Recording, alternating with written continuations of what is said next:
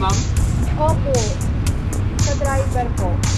Dapat Wala po kasi, siya. dapat dito, pag nagpa-park tayo, dapat nagpapatigil tayo. Ticket po lang siya. Saan po ba? Akin na po ba? Yung ngayon ma'am ha? Ni Kuya, ipapasok na nila sa garahe nila kaso Ba? Wala yung driver eh. kanina pa nakaparada pero ngayon lang ipapasok kasi dadaanan po ng clamping. So dapat hanggang hindi po dumadaan yung clamping, pasokan natin. Kasi nilang gisna, ang kinagisna nilang dati, pwede tayo magparada kung saan. Ayan ang ating team leader, Sir Mendoza. Thank you po. Sir, mabuhay ka. Mabuhay ka rin, God bless. Iyo, salamat.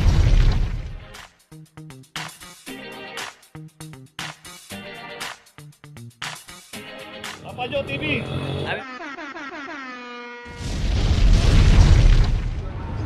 Okay, dito pa rin tayo, Felix Huertas corner Bangbang. Yun, kanina naklap natin din yung isang sasakyan na ni Ford Escape na hindi nagbayad. So ito yung isang parang multicab dito, ito nakaklap na rin. Ganun din, hindi rin po nagbayad ng parking to.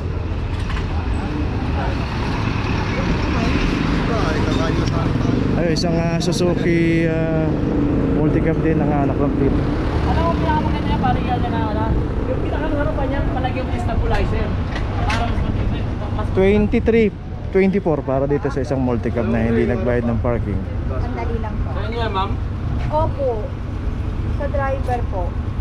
Dapat Wala kasi, po siya. dapat dito, pag nagpa-park tayo, dapat nagpapatigil tayo. Kasi parking area ko ma'am. Ano po? Apo. May ticket po lang siya. Saan po ma'am? Akin na po ma'am. Yung ngayon ma'am ha? So ayun, pag nailabas mo nila yung ticket na updated, tatanggalin naman po yung clamp. Basta updated. May hawak na po ba kayong ticket? Wala pa. Wala pa. So yun, wala pang ticket. So ang nagpa-clamp po dito yung sinasabi niya. Wala pong ibang naka-assign dito. Tama po yung sinasabi niya si Nanay Bilin, pero yun po yung nagpa-clamp dito. Kaya Kaya nga po namin na-clamp, ma'am. Paano po kaya yun? Kawag. Ticket to, ma'am. so hindi Bawal pa pang ayun, so nagtuturuan na sila. Tuloy na tayo. Location natin P. Marcal corner Prudencio, at dito naman yung isang Hyundai Accent from number 2341. Walang driver yun. Nissan Navara, ito wala ring driver. 2319 para sa Navara. So dalawa yung naklap dito sa kabaan ng P. Marcal corner ng Prudencio Street.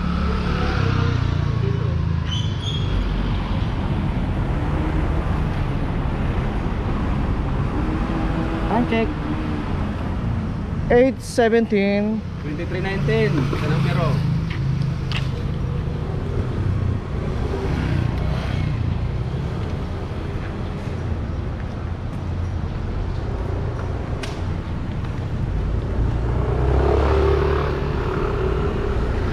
Okay, ito may notice na, tuloy na po tayo.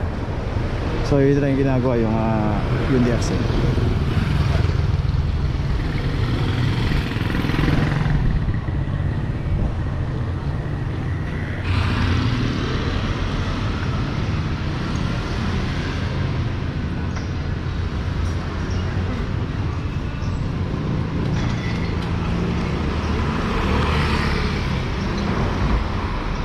Okay, ito may notice na, tuloy na po tayo.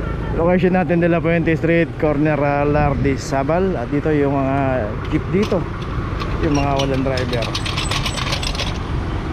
2445 para sa isang jeep na naklamp dito.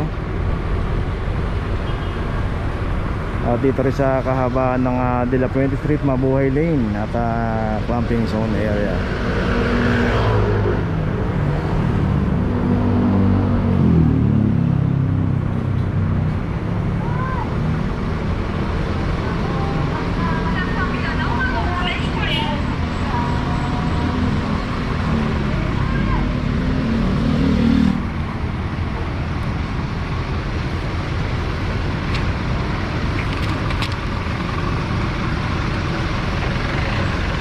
Okay, itong jeep na walang driver, ito may notice na.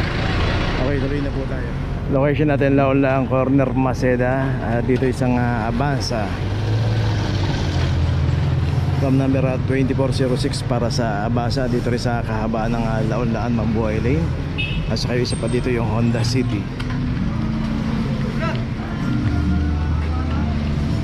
2414 para sa Honda City.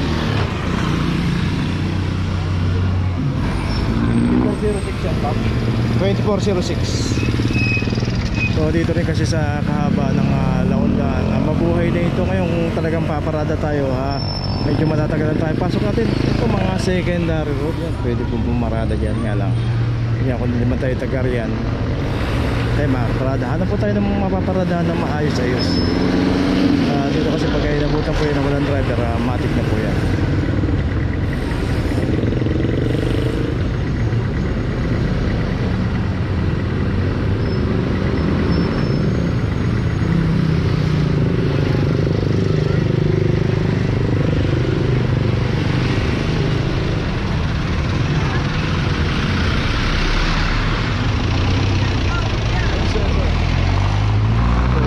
May driver yung isa, yung high ace, yung pinalis na rin sa pagpaparado. Trata mo yun.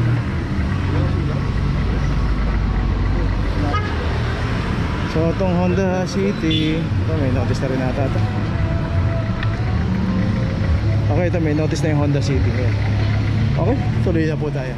Okay, location natin Dapitan Corner, Craig Street. Ayun, makikita natin yung signage, no parking. At dito na may isang Toyota Vios ang nakawal dito.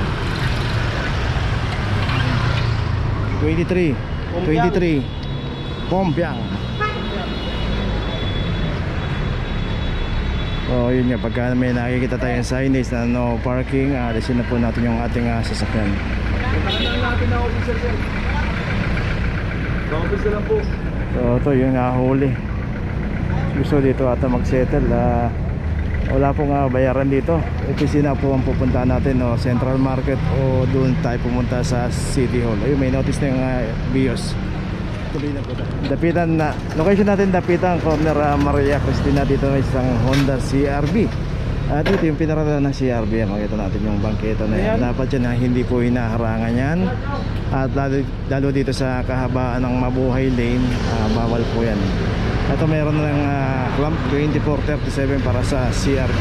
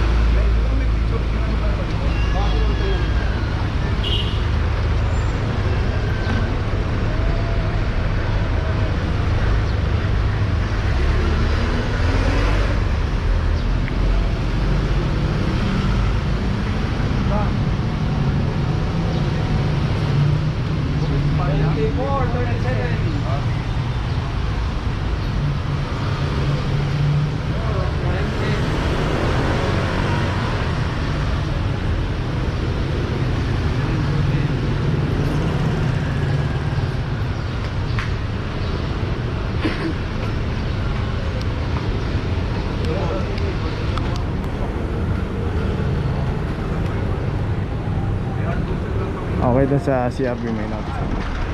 Location natin Cavite Street Corner, Elias Street. Dito isang Toyota Hi-Ace. Pinarada lang, yung kanina nilabas lang. Saan nilabas? Yung sakyan namin. Kaso nakaklub na, sir. Papasok lang namin doon. Ay, wala na, nakaklub na to, sir. Itong Hi-Ace, club number 2340. So yun, sabi nga ni Kuya, ipapasok na nila sa garahe nila. Kaso Ayun ba? Wala yung driver eh. kanina pa nakaparada, pero ngayon lang ipapasok kasi dadaanan po ng clamping. So dapat hanggang hindi po dumadaan yung clamping, pasok na natin.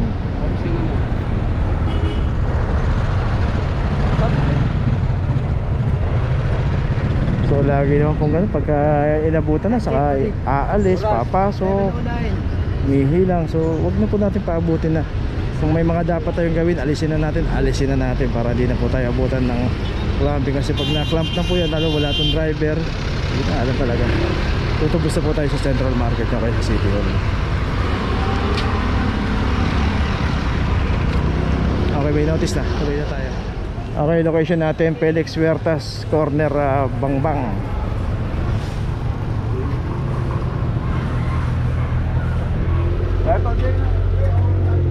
At dito naman yung isang Ford Escape ang naklam dito, club number 2321 para sa Ford Escape.